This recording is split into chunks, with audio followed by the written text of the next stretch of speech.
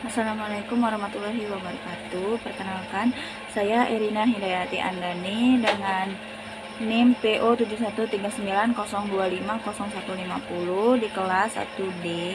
Saya akan mempresentasikan atau menyampaikan mengenai PPT yang telah saya buat, yang mana ini pada materi fisika farmasi dengan judul tegangan permukaan, mikromagnetik, dan suspensi. Baiklah. Pertama kita akan membahas mengenai tegangan permukaan. Pengertiannya, tegangan permukaan adalah gaya tarik-menarik antar molekul cairan di batas antara cairan dan gas, biasanya udara, yang membuat permukaan cairan seperti tertutup lapisan elastis. Sedangkan tegangan antarmuka adalah gaya serupa yang terjadi di antara dua fase yang bersentuhan, seperti dua fase cairan yang tidak saling bercampur, misalnya minyak dan air. Tegangan permukaan pada dasarnya adalah bentuk khusus dari tegangan antarmuka yang terjadi khusus pada antarmuka fase cairan dan gas. Dalam bidang farmasi, diaplikasikan sebagai pembentukan emulsi dan suspensi, stabilitas cairan, sediaan cairan, pembasahan serbu obat, dan penyerapan obat pada membran biologis. Teori yang didapat, molekul di bagian dalam cairan mengalami gaya tarik yang seimbang dari segala arah, sedangkan molekul pada permukaan hanya mengalami gaya tarik ke arah dalam cairan. Akibatnya, permukaan cairan bertindak seperti membran elastis, diperlukan energi untuk memperluas permukaan cairan. Besarnya tegangan permukaan dipengaruhi oleh jenis cairan, suhu, adanya surfaktan, dan konsentrasi zat terlarut. Prinsip kerjanya adalah memperbesar luas permukaan cairan, mengukur permukaan cairan, menahan benda pada permukaan cairan.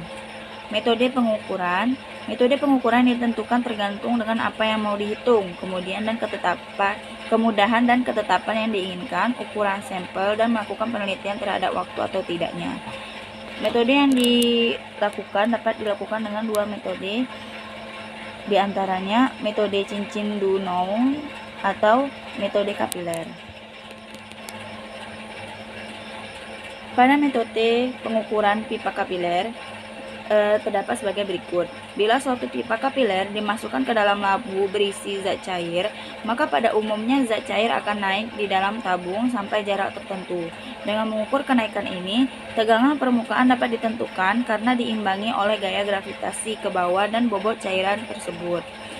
Yang mana rumus yang tertera meliputi R merupakan jari-jari pipa, H merupakan tinggi cairan yang naik pada tabung atau pipa, P atau Rho yaitu massa jenis cairan, lalu G yang melambangkan gravitasi. Pada metode Dunawi, prinsip kerjanya adalah gaya yang diperlukan untuk melepas suatu cincin platina iridium yang dicelupkan pada permukaan atau antarmuka adalah sebanding dengan tegangan permukaan atau tegangan antarmuka. Gaya yang diperlukan tersebut dalam satuan din. Alat tersebut sebenarnya mengukur bobot dari cairan yang dikeluarkan dari bidang antarmuka tepat sebelum cincin tersebut menjadi lepas. Klasifikasi tegangan permukaan yang tertera sebagai berikut, yaitu adalah penggolongan antarmuka. Fase gas dan gas adalah tipe contoh antarmuka yang tidak mungkin ada antarmukanya. Gas dan cairan, permukaan cairan air yang berada di atmosfer. Gas atau padatan, permukaan padat bagian atas meja. Cairan-cairan, antarmuka cairan-cairan emulsi. Cairan padatan, antarmuka cairan padat, suspensi. Padat-padatan, antarmuka padat-padatan atau partikel-partikel serbu yang sering mendekat. Contoh perhitungan. Rumus metode kenaikan pipa kapiler, yaitu gamma sama dengan jari-jari ketinggian dikali dengan G dibagi 2. Itu Rho-nya terbalik, maaf ya teman-teman sekalian, ini diluruskan. Gamma sama dengan Rho dikali R dikali H dikali Rho dikali G dibagi 2, yang mana keterangan gamma merupakan tegangan permukaan, R merupakan jari-jari kapiler, H merupakan tinggi cairan, Rho merupakan massa jenis cairan dan G gravitasi. Contoh soalnya sebagai berikut. Diketahui jari-jari yang didapat 0,02 cm, ketinggiannya yang didapat 3 cm, kemudian Rho yang didapat 1 gram per cm kubik atau 1 gram per cm pangkat 3, gravitasi yang dipakai 980 cm per second kuadrat. Maka apabila dimasukkan ke dalam rumus yang telah tertera, kita dapat menghasilkan 29,4 din per cm. Aplikasi tegangan permukaan dalam farmasi terdapat sebagai berikut. Pertama, sebagai formulasi emulsi, lalu pembuatan suspensi dan penentuan efektivitas surfaktan, pembasahan serbu obat, dan stabilitas sediaan topikal dan aerosol. Contoh surfaktan yang dipakai untuk sebagai pendukung dalam tegangan permukaan dalam pengaplikasiannya di dunia farmasi itu terdapat Twin 80, Span 80, dan sodium lauryl sulfat. Lalu kita masuk ke dalam materi mikromimetik. Pengertiannya, mikromimetik adalah ilmu yang mempelajari ukuran partikel, distribusi ukuran partikel, bentuk partikel, luas permukaan, dan porositas serbu. Menurut Dalla Valle, ilmu partikel dituangkan dalam mikromimetik, yaitu suatu ilmu dan teknologi yang mempelajari tentang partikel kecil, terutama mengenai ukuran partikel. Ukuran partikel juga menentukan sistem dispersi farmaseutik. Parameter mikromimetik penting dalam pembuatan tablet, kapsul, suspensi, dan granul. Pada teori yang didapat adalah ukuran partikel mempengaruhi kecepatan disolusi, bioavailabilitas, stabilitas fisik, dan homogenitas campuran. Semakin kecil ukuran partikel, maka luas permukaan meningkat dan kecepatan disolusi meningkat. Prinsip kerja mikromimetik terdapat sebagai berikut. Metode analisis ukuran partikel dapat dilakukan dengan 3 metode, yaitu pertama pengayakan atau sieving, kedua mikroskopis optik, yang ketiga sedimentasi. Prinsip sedimentasi berdasarkan hukum Stokes dan kecepatan pengendapan partikel dalam cairan. Metode pengayakan dapat dilihat di situ tertera gambar ayakan yang digunakan dalam metode ini. Lalu pada metode pengayakan ini merupakan metode yang sederhana dengan ukuran alat atau mesin seperti ayakan, tetapi memiliki aturan kecepatan dan ukuran ayakan atau mesh tertentu dan telah dikalibrasi. Metode ayakan ini hanya dapat dilakukan untuk bahan-bahan yang mempunyai ukuran minimal 44 mikrometer atau ayakan nomor 325. Sampel diayak melalui sebuah susunan ayakan menurut ukuran mesh yang disusun ke atas. Ayakan dengan nomor mesh kecil memiliki lubang yang besar, berarti ukuran partikel yang melewatinya juga berukuran besar. Bahan yang diayak diletakkan pada ayakan teratas dengan nomor mesh kecil. Partikel dengan ukuran yang lebih kecil dari lebar jala akan berjatuhan melewatinya. Partikel yang tertinggal pada ayakan atau oversize membentuk bahan kasar. Pengukuran persen terayak pada ayakan dapat dilakukan dengan perhitungan berikut. Ini ditujukan untuk menentukan berapa persenkah yang lolos dalam bahan yang kita ayak, seperti rumus berikut. Persen terayak sama dengan berat lolos dibagi berat total dikali 100, atau W lolos dibagi W total dikali 100, yang mana W tersebut meliputi bobot.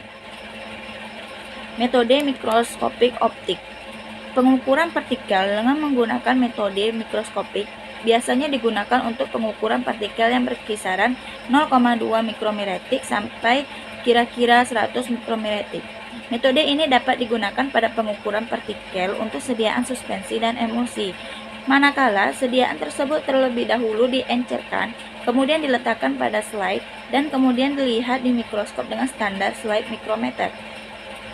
Jumlah partikel yang berada dalam area jangkauan ukuran tertentu dihitung satu persatu dan kemudian hasil hitungannya dimasukkan ke dalam analisis data. Di samping tersebut telah dapat gambar atau pemaparan contoh penampakan pada lensa mikroskop. Metode sedimentasi. Metode sedimentasi adalah atau pengendapan adalah suatu metode yang digunakan untuk mengukur diameter partikel berdasarkan prinsip ketergantungan laju sedimentasi partikel pada ukurannya. Ukuran partikel ini dinyatakan dalam hukum Stokes. Persamaan yang dapat di samping yang tertera, yang dimana rumus yang digunakan adalah D sama dengan akar 8 viskositas dikali H dibagi rho S atau kerapatan partikel dan dikurang rho 0 dikali gravitasi dikali waktu, yang mana H merupakan jarak jauh dalam waktu T, dst atau D yang pertama itu adalah garis tengah rata-rata dari partikel berdasarkan kecepatan sedimentasi. PS merupakan atau rho S merupakan kerapatan partikel, dan rho O merupakan kerapatan medium dispersi. G yang tertera merupakan kecepatan karena gravitasi, dan viskositas dan N yang berbentuk N itu merupakan viskositas dari medium. Persamaan di samping untuk partikel-partikel yang terbentuk tidak beraturan. Persamaan di samping digunakan untuk mengukur partikel-partikel yang berbentuk tidak beraturan dari berbagai ukuran. Klasifikasi ukuran partikel dapat dilihat dalam gambar yang telah tertera, yang mana pembagian sistem dispersi berdasarkan ukuran partikel. Ukuran partikel dalam mikrometer dan milimeter, lalu ukuran ayakannya kira-kira, dan contoh pembuatan menggunakan partikel yang telah digunakan atau partikel yang tertera. Seperti pada ukuran partikel 0,5 sampai 10 mikrometer atau 0,0005 sampai 0,010 mm itu digunakan untuk pembuatan suspensi dan emulsi halus.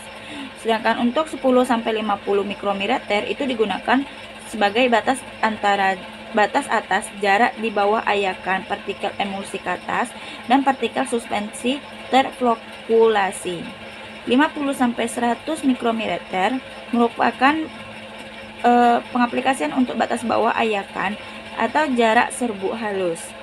Lalu 150 sampai 1000 mikrometer itu pengaplikasian untuk jarak serbuk kasar. Dan 1000 sampai 3360 mikrometer itu untuk ukuran granul rata-rata. Lalu terdapat contoh perhitungan di sini, yang mana pada dua metode. Pertama, metode sedimentasi yang menggunakan hukum Stokes, terdapat rumusnya sebagai berikut. Kecepatan sedimentasi sama dengan 2R 2 dalam kurung rho 1 dikurang rho 2 dikali G dibagi 9N, yang mana V yang di depan itu merupakan kecepatan sedimentasi, sedangkan R yang di tengah di antara angka 2 itu merupakan jari-jari partikel. Yang seperti E itu merupakan rho atau densitas partikel. Yang kedua densitas medium, dan yang berbentuk N itu viskositas, yang mana diketahui 0,001 cm jari-jarinya kita dapat, yang mana rho 1 merupakan 2 gram per cm pangkat 3, rho 2 merupakan 1 gram per cm pangkat 3, dan viskositas yang kita punya merupakan 0,01, dan gravitasi yang kita pakai yaitu 980 cm per second kuadrat. Apabila dioperasikan menggunakan rumus di atas, maka didapat 0,0218 cm per second. Yang kedua, kita lakukan pengukuran partikel apabila digunakan metode ayakan. Dalam praktikum analisis ukuran partikel, sebanyak 250 gram serbuk dimasukkan ke dalam alat pengayak. Setelah proses pengayakan selesai, diperoleh serbuk yang lolos ayakan sebanyak 175 gram. Berapakah presentasi tersebut yang lolos dari praktek yang telah dilakukan tadi? Lalu kita masukkanlah ke dalam rumus yang telah tertera, yang mana di situ persen terayak sama dengan W lolos dibagi W total dikali 100.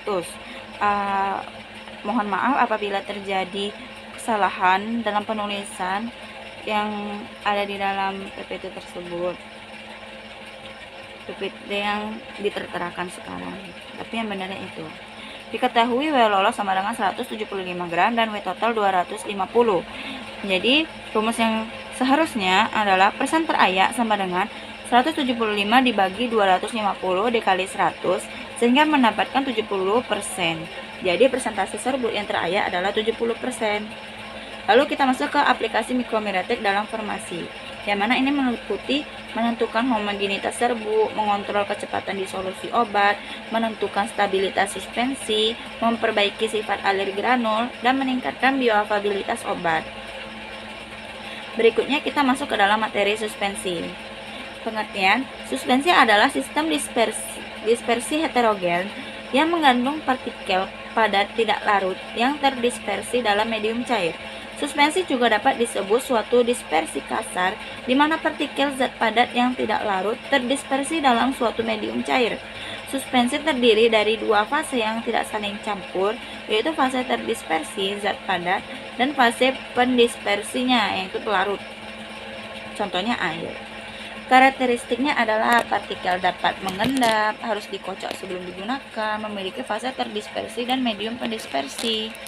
Teori yang didapat adalah stabilitas suspensi dipengaruhi oleh ukuran partikel, viskositas medium, ketegangan permukaan, muatan partikel, tujuan formulasi suspensi, menghambat sedimentasi cepat, mempermudah dispersi, dan menjaga homogenitas. Dapat di situ tertera perbedaan larutan, koloid, dan suspensi. Itu dapat dilihat di gambar yang telah diterterakan. Lalu prinsip kerja suspensi. Di sini saya terterakan terdapat dua prinsip. Prinsip pertama, dalam pembuatan suspensi, bahan digerus terlebih dahulu. Proses penggerusan akan membuat ukuran partikel menjadi kecil, sehingga akan menyebabkan luas permukaan partikel semakin besar.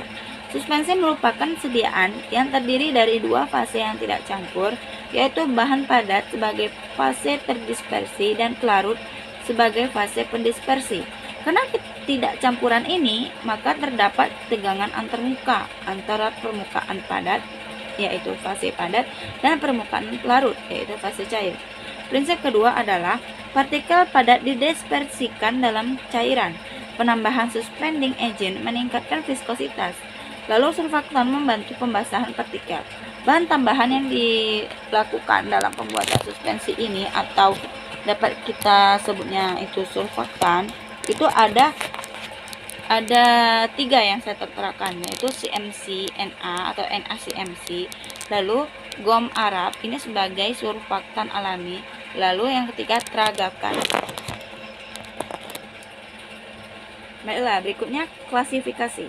Berdasarkan penggunaan, suspensi diklasifikasikan menjadi 3, suspensi oral, suspensi topikal, dan suspensi parenteral. Sedangkan berdasarkan flokulasi, itu ada suspensi flokulasi, suspensi deflokulasi. Suspensi deflokulasi adalah partikel berada dalam suspensi dalam wujud yang memisah atau ukuran partikelnya itu kecil.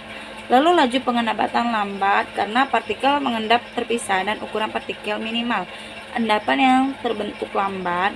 Lalu endapan biasanya menjadi sangat padat karena berat dari lapisan atas dari bahan endapan yang mengalami gaya tolak-menolak antar partikel, dan cake yang keras terbentuk, di mana merupakan kesulitan jika mungkin dispersi kembali. Artinya apa? Artinya karena itu tidak beraturan dan juga partikelnya itu kecil, itu mempotensikan terjadinya tuh caking, yaitu pembekuan di bawah pengendapan dan pengerasan, karena mereka itu kan kecil, jadi mereka tuh cepat ke bawahnya, cepat mengendapnya, dan mungkin karena terdapat beberapa partikel yang tidak beraturan atau tidak seragam, jadi dia tuh lebih lambat ketimbang yang kecil-kecil ini, sedangkan yang kecil itu sudah banyak. Jadi apabila mereka menumpuk padat dan keras sembari menunggu partikel yang di atas turun, itu memungkinkan terjadinya suspensi yang bersifat tidak dapat dibentukkan seperti semula, atau tidak dapat didispersikan seperti semula karena sudah terjadinya caking. Jadi sehingga apabila terjadinya caking dan kita mulai mengocoknya lagi, itu kemungkinan besar tidak akan dapat dikocok lagi atau tidak dapat terdispersikan kembali. Namun Bisa saja. Suspensi dengan deflokulasi ini terdapat di obat-obat tertentu atau di sediaan-sediaan tertentu. Namun, dalam farmasi itu lebih sering menggunakan suspensi yang bersifat flokulasi. Lalu kembali ke deflokulasi ini, penampilan suspensinya menarik karena tersuspensi untuk waktu yang lama atau supernatnya keruh bahkan ketika pengendapan terjadi. Karena dianya agak mungkin jernih gitu ya, makanya dia jadi cantik. Nah, itu terdapat di contoh gambarnya di bawah. Tuh mereka pada madu di situ, pada madu. Nah, lalu ke suspensi versi flokulasi.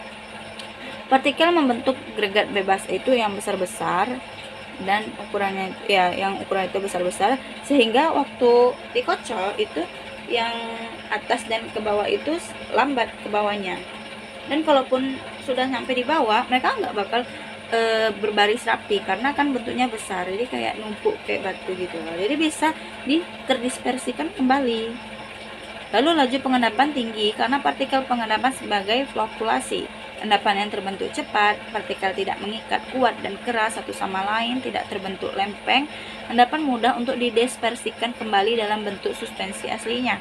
Suspensi menjadi lebih keruh karena pengendapan yang optimal dan supernatnya jernih. Hal ini dapat dikurangi jika volume endapan dibuat besar. Idealnya, volume endapan hanya meliputi volume suspensi. Terdapat di gambar yang telah tertera di bawah situ.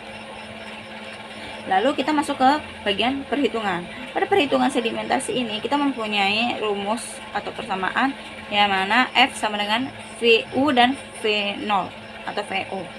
Yang mana keterangannya adalah F merupakan volume sedimentasi, PU merupakan volume akhir sedimentasi, dan V0 merupakan volume awal sedimentasi. Yang mana contoh soalnya sebagai berikut. Terdapat volume akhirnya 40 mg dan volume awalnya 100 mg. Maka apabila dimasukkan ke dalam persamaan yang telah kita punya, merupakan F sama dengan 40 ml bagi 100 ml sama dengan 0,4 ml. Sehingga interpretasi outputnya merupakan nilai sedimentasi 0,4 menunjukkan terjadinya pengendapan sebesar 40% dari volume awal. Lalu, aplikasi suspensi dalam farmasi terdapat di sediaan antasida suspensi, suspensi antibiotik, suspensi anti jamur, lotion kalamin, dan lain-lain. Keuntungannya adalah cocok untuk obat tidak larut, menutupi rasa pahit, memudahkan penggunaan pada anak. Lalu kekurangannya adalah mudah mengendap, stabilitas fisik lebih rendah, dan memerlukan pengocokan. Begitu. Baiklah. Lalu terima kasih karena telah menyimak video dan memperhatikan PPT yang telah saya buat. Saya mohon maaf apabila terjadi banyak kesalahan, kekeliruan dalam penulisan, dalam perkataan, dan juga dalam penyampaian. Terima kasih karena telah memperhatikan dengan baik. Semoga ilmu yang saya sampaikan dapat bermanfaat bagi teman-teman semua. Sekian dari saya. Wassalamualaikum warahmatullahi wabarakatuh. Terima kasih. Bye-bye.